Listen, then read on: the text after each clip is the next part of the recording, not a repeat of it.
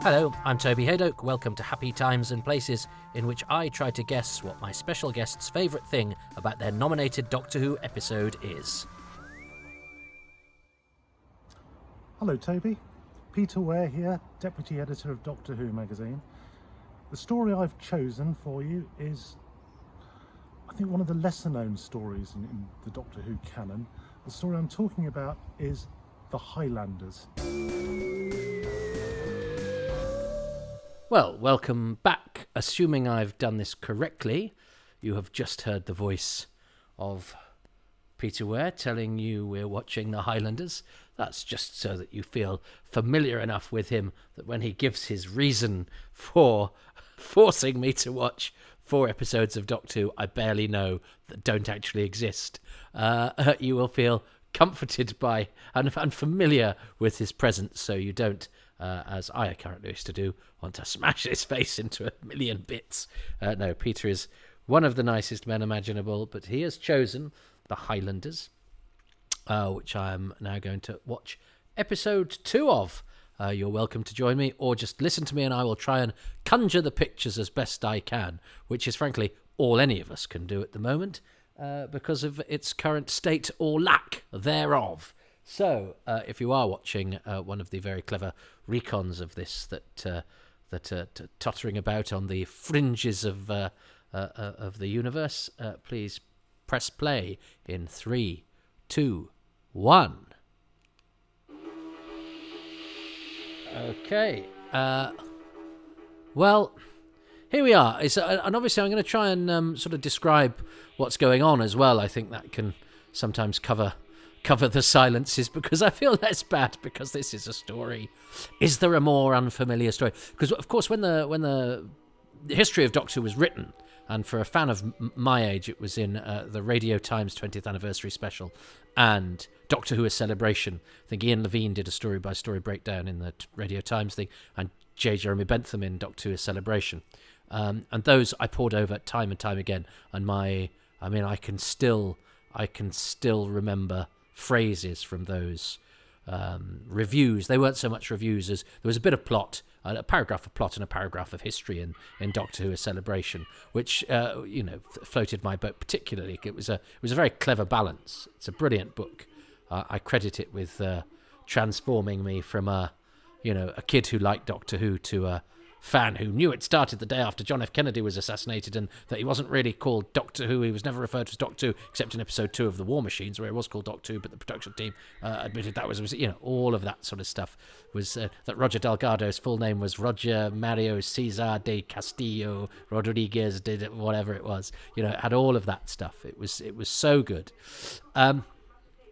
But those histories, it's interesting because I was thinking just before I started, what are the stories we sort of know the least? I was thinking maybe the Savages, maybe this, maybe even the Smugglers. But the Savages, that's Peter Purvis's last story. The Highlanders is Fraser Hines' first story, and that history was sort of plotted in a way that you'd get to a story and it'd go, Jamie joins the TARDIS in this story, or Ben and Polly leave in this story, or, Joe Grant joins in this story. So the Savages, it was enough to know about it, was that it was Stephen's last story. The Highlanders, of course, I nearly said Natch then, and I stopped myself, and I'm very glad I did, was Jamie's first story. And that was, at that stage, that was sort of all anybody needed to know. And I didn't really know the story of this until the book came out. And, it was Jamie's first story and the last historical. Algernon Finch is actually nastier than I'd remembered. He's horrible here. And I remember this because I remember the discontinuity guide listing as a mistake that he threatens them with 300 lashes, which would be pretty bad. And they say I remember laughing out loud as a student. One of my housemates asking me what I was laughing at, because in the discontinuity guide they say, in the novelisation, Davis reduces this to a less terminal 6, which that's a nice turn of phrase. But I think that's part of the joke, because he threatens somebody 500 lashes a bit later. But anyway, I'd remembered being him a bit more of an upper class twit, which he is.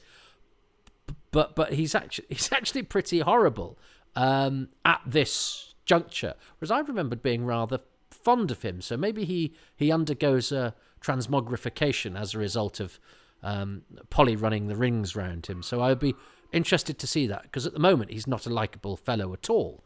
And is involved in some lovely exterior night filming, which is always a favourite of mine, because I just think it really helps with the atmosphere. And of course, being an historical story, which isn't relying on monsters and big spangly sets, it's going to rely very much on atmosphere, and the night filming will help with that. So yes, how unknown is this? I mean, if here we have Polly and Kirsty have fallen into a pit, and now Algernon Finch has followed them in, and we've got a screen subtitle there telling us we're in Inverness. They don't happen in Doctor Who very often. I know there's one in The Reign of Terror, because it comes before the episode title when they're in Paris, I think. I always think, well, that's surely what the story's called then, if that's the title that comes first. So we're in Inverness. Interesting that we get an on-screen title. I wouldn't have known that. These sets look very good. Jeffrey Kirkland is the set designer. He was on my list because he used to live with Ridley Scott, Malcolm Middleton and Darrell Blake, I think, or they were certainly all muckers. Darrell Blake, who directed The Stones of Blood, who started off as a designer. Ridley Scott, who was a designer at the BBC, nearly designed for the second Doctor Who story, the Daleks, but never did design for Doctor Who. And Malcolm Middleton, who goes on to direct The Abominable Snowmen.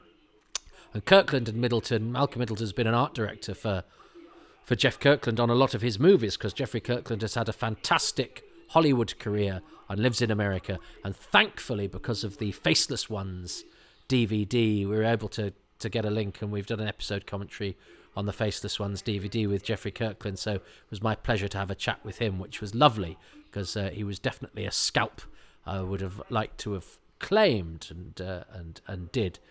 But I think they're still friends with Ridley Scott. But Jeffrey Kirkland, who designed this and the Faceless Ones only, has had a terrific international film career. Look him up on IMDb. He's done some amazing movies. Worked with Alan Parker a lot. Did he do... Am I going to commit and say he did Bugsy Malone? Did Children of Men? All sorts. The companions have a good time. I feel a bit sorry for Donald Bissett, who plays the Laird, who was a respected actor and I think a writer of children's storybooks, and was still around and acting, as quite a lot of the cast of this were, when I was sort of noticing actors in things. Bissett turned up, and Sidney Arnold, I think they both turned up in Poirot. Sidney Arnold, who plays Perkins, who we'll come to later. But Donald Bissett, I don't think, says very... He spends most of time being a bit poorly. So I look forward to him getting a few lines. I love this prison set, though, with everybody underneath and the sentries looking down. It seems to me, and of course we don't know, but from the pictures that we can see, the grimness of the jail with a G. I'm spelling it like that anyway. And the subtitles just come along that also has.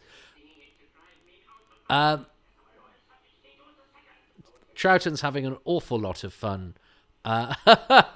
It's interesting how he doesn't dress up as much after this. They sort of... It looks like this is... And he impersonates the investigator, doesn't he, in the examiner in Power of the Daleks, and he impersonates Dr. Von Ware and a washerwoman and a redcoat in this. You go, okay, this is a hat coveting disguise man. And he dresses up as a funny some sort of fortune teller vagabond in the market in Atlantis, doesn't he? But they gradually get rid of that. I wonder if, because Troughton, I think, is a brilliant actor. I think he's faultless. He's always believable, but he's always sprinkles everything with a little bit of pixie dust and magic. But I wonder if people had a word and went, look, you're good enough. You don't need to overcompensate. You don't need to too much.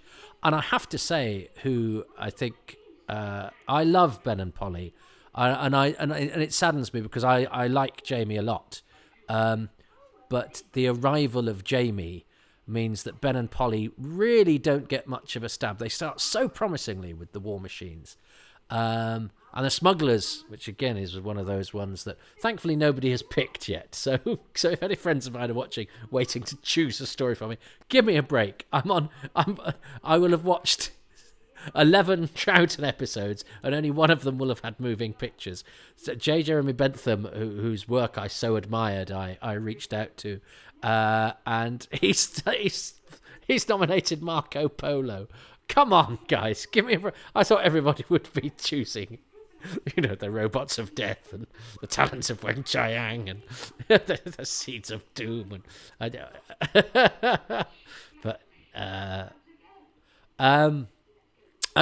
when these telesnaps are in Doctor Who magazine, they didn't use them all. They only used some of them. I think latterly I learnt that. I think it's because Hugh David charged them per picture. I might have got that wrong. So they could only choose a few, and it was I think it was in an historical summer special. That was the theme. I think they interviewed Julia Smith as well, who directed The Smugglers. That was the theme of the magazine. It was a brilliant edition. That sort of stuff. I lived in the countryside in the middle of nowhere. When you came home from the shop with that, I mean, I read them over and over and over again. Now here are our three fun villains. I'll return to Ben and Polly. Remind me, you can't. You're not here. Apologies if I start a thought and finish it. I think it's important that I keep talking because I've listened back to a couple of these going around the park, which makes me physically sick. I don't like listening to my own voice, but I have to do a bit of quality control. And the silences are quite frustrating. It's all right for you watching. You get to see the old... there's at least there's a visual distraction. And I'm assuming if you've got the video on, you might be watching the episode too. In which case, hello, welcome to my house. But if you're listening, hello wherever you are, welcome to your bus journey to work. Tom Bowman as the sentry went to the States in the end, I think, but again, he's long dead. But it's not a bad sentry part. You wish he'd been given perhaps a name. That's what I'd have been angry if got me agent say, can't we at least call him Jim? But what I like here is actually he's doing the sort of coughing thing and give me a bit of money. Polly nicks Finch's money. I think Finch a bit later on, doesn't he? That he has to say to the sergeant, "Look, I'll give you get me out of this pit, but I'll give you some money later." Everyone is a bit of a rogue. There is nobody in this whom money cannot buy, and yet it's not po-faced about it at all. You sort of enjoy the fact that everybody hangs around to get their tip or to get a bit of cash, and it's rather fruity, which I quite enjoy. It's a particular sort of genre of characterization. But the three villains here who the Doctor has great fun with, because they're all quite nicely and largely drawn. David Garth, who is the Time Lord in episode 1 of Terror of the Autons, is the main villain, and it's the main guest stars, as billed in the Radio Times, are David Garth and Hannah Gordon, rising star Hannah Gordon. It's weird. Troughton is a very versatile and good character actor. Yet his German accent in this, and I know it's a comic one. And also, by the way, my pet hate is lazy critics who go, the accent wasn't very good, and quite often it's one of my favourite things to do is go, but you're picking on an actor who actually speaks in that accent, and you just don't know that because you're a lazy critic. And that happens quite a lot. I say it's my favourite thing. I don't do anything about it. I haven't got time to have those conversations. But Troughton is going for the comic German, and also he's occasionally not too far away from Salamander, who's supposed to be from Mexico.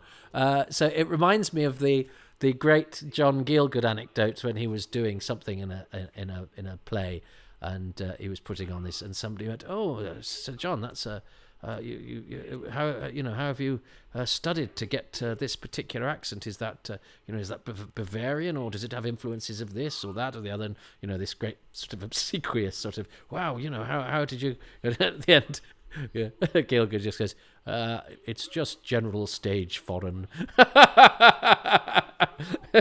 And there were many years where you could do that, where just any old accent would do so long. Which is why in Marco Polo, I'm sure I will talk at great length about the Czechoslovakian Kubla Khan. Troughton has great fun here. Troughton, and I mean now the Doctor, sort of runs rings around these villains, and it's very enjoyable. Even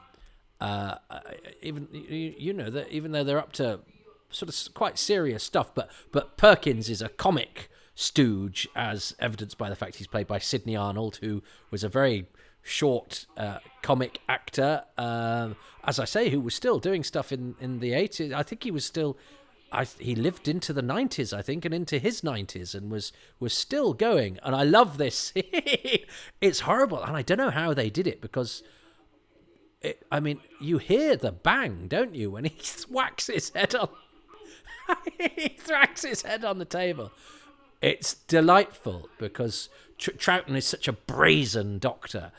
He bluffs his way through, and I love that about the Doctor, is that, he'll go into a situation... with nothing but bravado and a quick wit, and he will get through it. And sometimes because the villains are pliable half-wits, and Perkins and Sidney Arnold are great examples of that. But the banging the head on the table, is delightful, and the telesnaps capture it beautifully. But you hear his head bang, so I don't know how they did that. But Sidney Arnold has one of my favourite lines in a film. He's in a great film called Top Secret, which is created by... it's a war film done by the team behind, or some of the team behind, the Airplane movies. So it's got a lot of those sort of, obvious movie gags, those fourth wall breaking, and some very, very... I'm not going to say poor jokes, because they're great jokes, but they're corny jokes, and they're beautiful. That sort of stuff really appeals.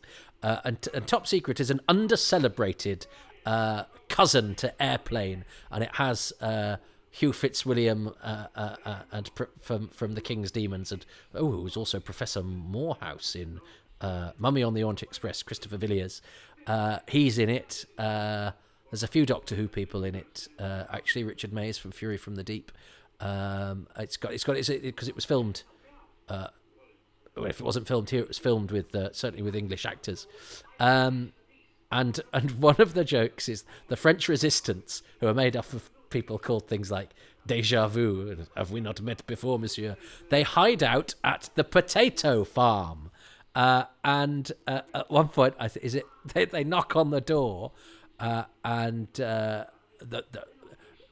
farmer, who is Sidney Arnold, opens the door, or opens a hatch in the door, and they go, "Is this the potato farm?" And he says, "Yes, I am Mr. Potato," which tickles me. I like the engagement here between Algernon, who is in the pit, and his sergeant, who's going, who's a very Peter Welch doing a very sergeant voice, doing that. We know exactly who that character is. It's a stalwart of this sort of genre. But going, "Yes, I'll let you up." But and he's being insolent, he's being insubordinate, but in a polite way, which means that Algernon can't do anything about it, and so he sort of royally takes the mickey out of his superior, and it makes for a nice interchange, and it helps to set up Algernon as this guy who's, because of his misfortune, finds himself easily manipulated, which is a nice little subplot, the Finch subplot. And here's is it Barbara Bruce? She's called as the Molly, the kitchen. I'll use the parlance of the time, the kitchen wench. You wouldn't say that now. I love the picture of Troughton sticking his head through the curtains. He has such a glorious face. And he's clearly, I mean, we can't see it, but he's clearly having an absolute whale of a time. And he's a bit of a thief. He's as roguish as everybody else. Actually, this is a story for this Doctor, because he manipulates people, and he's cheeky, and he looks absolutely fantastic in the washerwoman gear. And I don't think there's enough. I don't think we get enough Patrick Troughton in drag. John, we get John Pertwee in the Green Death, don't we? Now,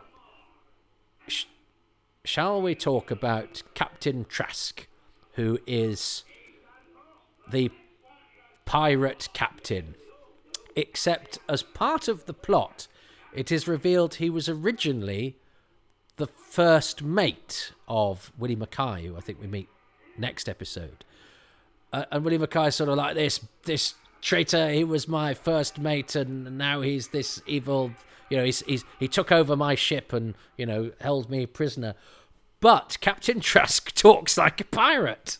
So and this is a thing. Do we get this anymore? Where he talks like Robert Newton, who's the famous Long John Silver on film, which Patrick Troughton was in actually.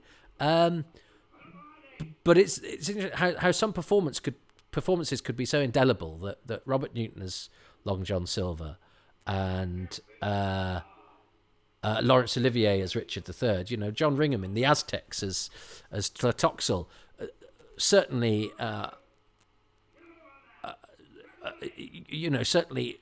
tips a wink, channels a bit of the Olivier's. I think Tlatoxel, though, is a really good performance, and I totally believe him. But that malevolence, the hunchbacked, sort of slightly snapped, lizard-like sort of gait and voice is very much of the Olivier Richard III. In fact, people, sort of say now that's a bit Richard III, but what they mean is Olivier as Richard III. And Captain Trask is very much Robert Newton as Long John Silver, played by Dallas Cavell, who has already had a bit of fun in Doctor Who because he's the roadworks overseer in The Reign of Terror, who the Doctor hits over the head with a spade in a great moment of a comic serious assault. There's a lot of more water and boats. I know they did a lot of this on film, but there's a lot of actual practical water, and these sets are great. I mean, again, from what one can discern from the pictures, but I'm being transported perhaps more than I thought I would have been, which I think opens the story out a little bit, which means that this sort of fun little romp may have felt a little bit more sort of exciting, because it's not perhaps as cozy and as confined. We've all seen Doctor Who stories told on 2 or 3 sets that and that can be very claustrophobic. But this seems a little bit more epic in that sense, with the amount of time we spend in boats and things. And so that's a bit of a pleasant surprise to me. But yeah, Dallas Cavell had been the roadworks overseer. He'd also been in the Daleks' master plan as one of the prisoners on the planet Desperus Bores, he's called, which it's his name, but also hopefully not a description of what I do to you in these. Seeing another boat, that looks great. And lots of fog. There's lots of fog. I mean, you can see that from the still pictures. Looks marvellous. Belay there, you swabs. I mean, one cannot blame Dallas Cavell for the ripeness of his performance because it's there in the script. He's a bit more, I would say he's a bit less colourful, almost slightly wooden in The Ambassadors of Death as Sir James Quinlan.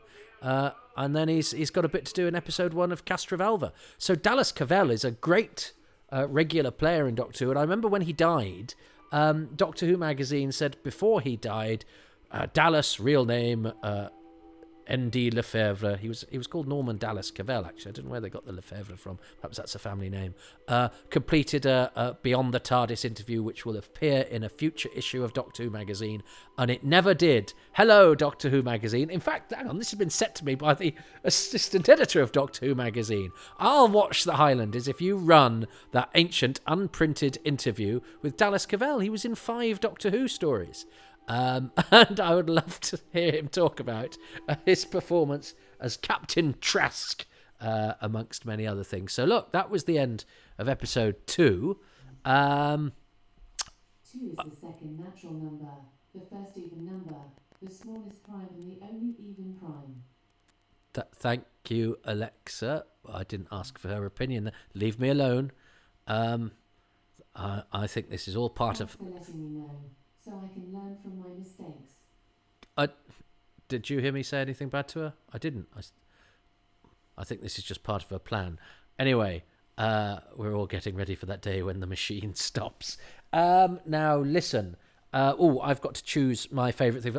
Well, it's going to be the scene where the Doctor smacks Perkins' head on the table, because I think that's very funny. 2 lovely actors doing lovely, silly things. And yeah, there is a sense of fun amongst the grimness, and I love the grimness of what looks like the production design and the production. So to have colourful characters in it, including the Doctor himself, makes this perhaps, Doctor Who's version of a sort of boys over adventure, which gives it that sort of colourful character twist, which means it's not just like yet another production of Moonfleet or whatever, those sorts of things that were a staple of TV drama. It adds the Doctor Who sprinkle to it. What has Peter, on a beautiful sunny day, he's very hirsute as well, what has he chosen as his favourite thing of episode 2 of the Highlanders? Episode 2? Well, the thing I love about episode 2 is Dr. Von Ware doing some doctoring. That is Dr. Von Ware taking, first of all, Solicitor Grey, the wicked Solicitor Grey, grabbing him, stuffing a handkerchief in his mouth, shoving him in the closet, and then dishing out some rather naughty treatment to Perkins, Solicitor Grey's solicitor as well, by bashing his head against the table and convincing him he's got headaches. It's a brilliant scene, and Patrick Troughton, he's just having the time of his life. In fact, the Doctor's having the time of his life. The Doctor, he just loves being in the Highlands of Scotland, even during such a dark time, and he's just running rings around everyone, particularly in this episode, Solicitor Grey and Perkins. So that's my choice for episode 2, the Doctor bashing up Perkins and shoving Solicitor Grey in the cupboard.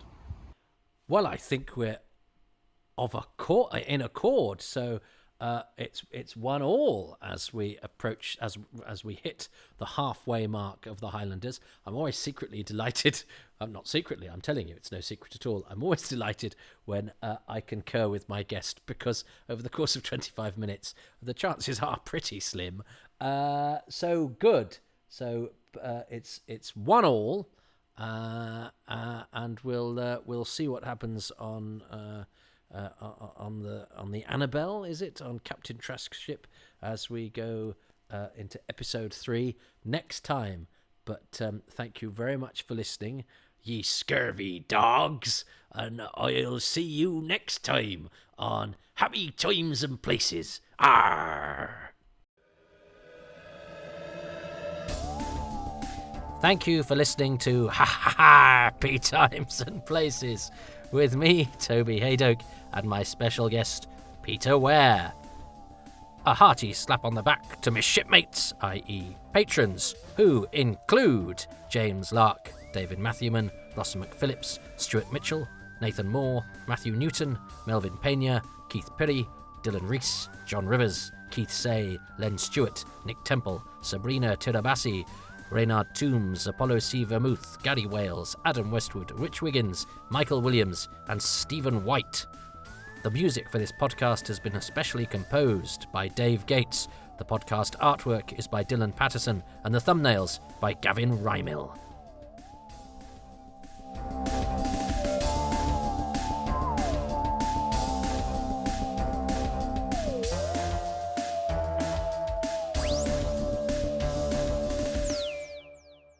If you'd like to be on that list of names, go to patreon.com/Toby Hadoke. For as little as £3 a month, you can get advance and exclusive material, badges, and all sorts of other stuff.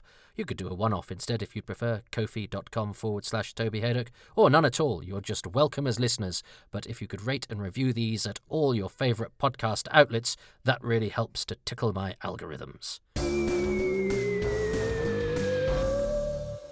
Please follow me on my YouTube channel, Toby Hadoke. Go to my website, www.tobyhadoke.com.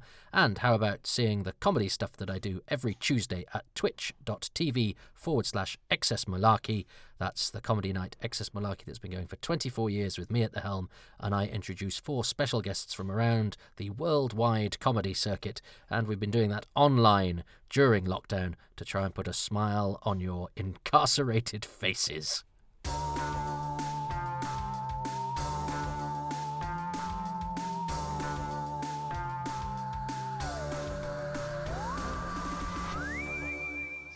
Arr! Why can't we give performances like that anymore? I don't think the world would be any worse a place if we...